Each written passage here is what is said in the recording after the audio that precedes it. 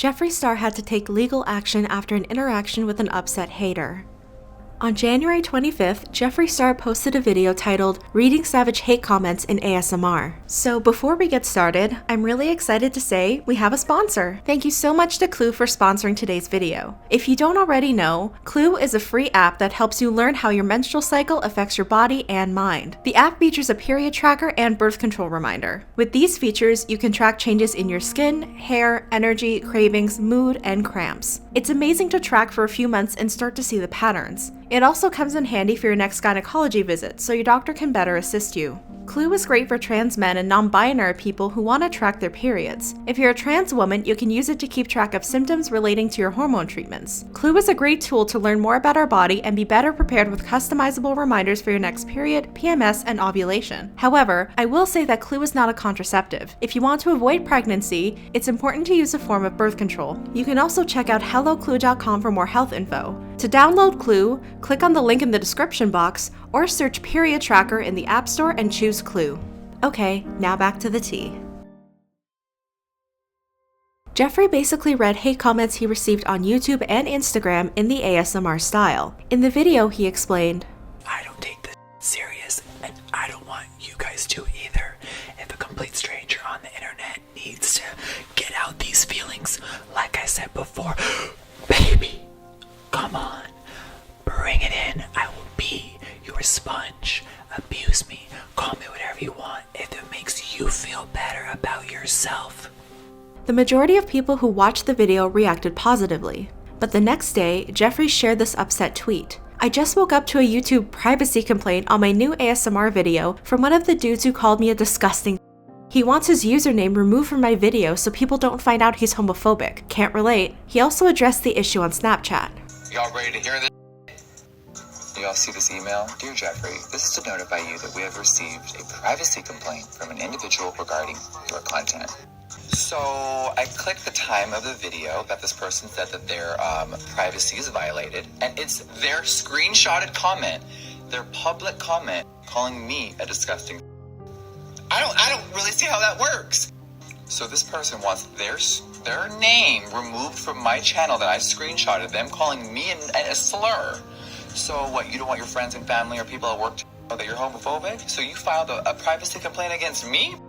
The following day, Jeffree tweeted this. "Imagine making a public homophobic comment against me, then trying to make me remove it. My lawyer is gonna die laughing when I call him on Monday. We will show I'm legally in the right and fight it, but I had to share how dumb people are." Jeffree explained in his Snapchat that a lawyer must be involved when dealing with a YouTube privacy complaint.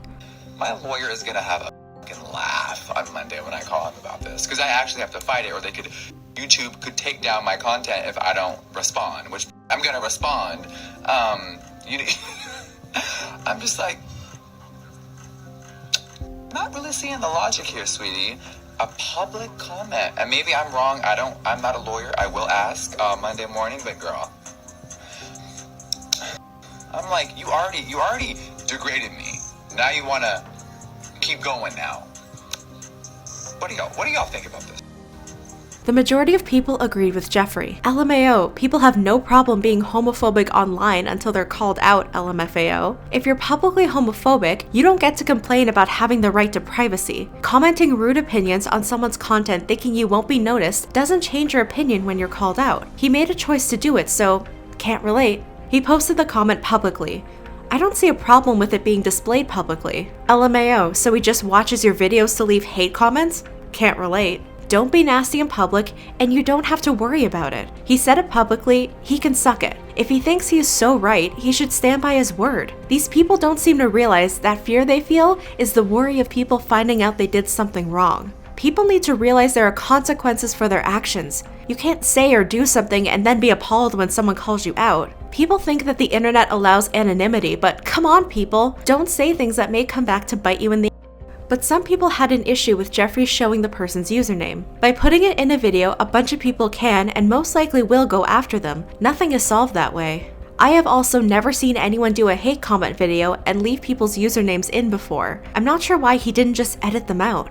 And someone called Jeffree out for his past mistakes where he said insensitive things. It's funny considering Jeffree had to pretty much do an entire miniseries for people to consider him worthy of forgiveness for saying very similar things. In the end, Jeffree ended up removing the comment from his video, which YouTube makes possible through YouTube Studio, allowing you to trim the existing uploaded footage. Jeffree hasn't publicly commented on this, I just happened to notice the missing comment when rewatching this video. Does this mean the hater was in the right? Not necessarily. Jeffree may have edited out the comment because it was causing more negativity after putting him on blast on Twitter. So, what's the big issue? There's two. The fans who encourage more drama between internet personalities, and the act of keeping tabs on people you hate. A lot of Jeffree fans were saying things like, "Drag him! What's his username, baby? We'll destroy him for ya." It's counterintuitive. I know it's tempting to want to get revenge on someone who puts you or your idol down, but what does that really accomplish? It just brings you down to their level, and you end up causing even more drama. It doesn't solve the problem, it makes it worse. Jeffree already did the right thing by reaching out to his lawyer. That was a professional move. It would be petty and hypocritical to invite fans to send hate to a hater. But what about the hater? Why are they so invested in Jeffree Star when they hate him? According to AJ Marsden, an assistant professor of psychology, one reason we hate is because we fear things that are different from us. According to this theory, the hater fears Jeffree's sexuality, so he acted out in aggression. This dives deeper into the conversation of in-groups and out-groups. Behavioral researcher Patrick Wanis explains, hatred is driven by two key emotions of love and aggression. One, love for the in-group, the group that is favored, and two, aggression for the out-group, the group that has been deemed as being different, dangerous, and a threat to the in-group.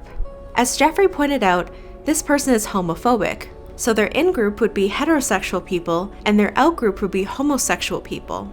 But why do haters keep up to date with Jeffree if they hate him so much? Psychologist Sean O'Connell explains, "We might feel that they have wronged us in some way, that we can't challenge them, or that we're holding on to some unfinished business with them. It can be jealousy, envy, resentment. A significant factor is comparing and contrasting, especially in social media. This is known as hate following, and many of us do it without even knowing." For example, Natalie, an anonymous source, explains, "I suppose it's a bit of a pastime, really. I love a bit of a gossip, and deep down, if we're being honest, we all like to think that we're better than other people. When I see someone write something stupid online or post something that's blatantly photoshopped, I guess I feel a bit smug, like, look at this dope. I never do something like that."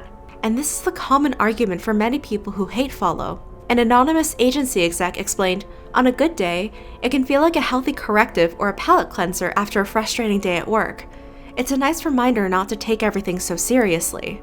A lot of us think hate following is harmless fun, but it's more harmful than you might think. Many of us might be able to relate to this experience Natalie had. She said, "A friend pulled me up on it recently, actually. She said I'm always giving out about someone on Instagram or somebody I had an argument with on Twitter, and that it's draining to listen to. I hadn't noticed just how negative I was being until she pointed it out. I don't know, maybe I should stop." And this opens up an even bigger concern. Not only do you create a toxic environment around you, you also harm yourself doing it. Cardiologist Cynthia Thake explains, "Toxic emotions can lead to serious health problems. Even one 5-minute episode of anger is so stressful that it can impair your immune system for 5 hours. And in the long run, this can lead to more serious health issues like heart attacks and strokes." Assistant psychology professor Jay Van Bavel argues, on one hand, it might make people feel better in the short term or even come to see the perspective of a foe. On the other, if it fuels an existing unhealthy obsession, then I doubt it's healthy. So, how do we solve this problem?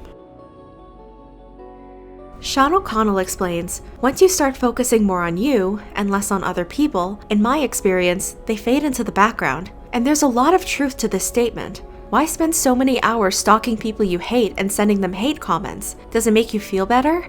Even if it does, it's counterproductive. It's a negative way of building up your self-worth. Instead, try focusing your energy on people and things who inspire you to be a better you." As researcher Scott Barry Kaufman says, inspiration increases well-being.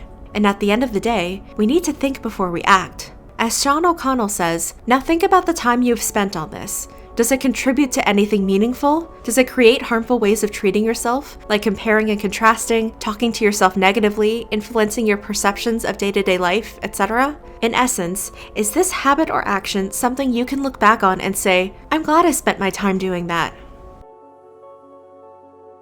Overall, Jeffree Star did the right thing by going directly to his lawyer instead of putting him on blast a second time. It wouldn't accomplish anything, and speaking of the initial hate comment in the ASMR video, Jeffree makes a fair point about the comment being public, but I'm not sure if it was necessary to show the username in the video knowing the large influence he has. The commenter did put himself out there to begin with, but making a public comment is different from putting it in a video that's sure to get millions of views. I understand Jeffree's perspective, but showing the person's username doesn't add to the conversation, and ultimately does more harm than good. What are your thoughts on this situation? Do you hate follow? What type of impact did it have on your daily life? Let me know in the comments below.